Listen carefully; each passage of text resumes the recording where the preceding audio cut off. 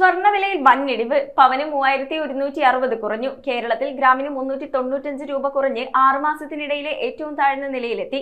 പശ്ചിമേഷ്യൻ സംഘർഷവും ഡോളറിന്റെ കരുത്തുമാണ് സ്വർണ്ണ വിപണിക്ക് തിരിച്ചടിയായത്. സംസ്ഥാനത്ത് സ്വർണ്ണവിലയിൽ സമീപകാലത്തെ ഏറ്റവും വലിയ ഇടിവാണ് രേഖപ്പെടുത്തിയത്. ഗ്രാമിന് 395 രൂപ കുറഞ്ഞതോടെ വില 13,645 രൂപയായി. പവൻ വില 3160 രൂപ ഇടിഞ്ഞ് 1,09,160 രൂപയിലെത്തി.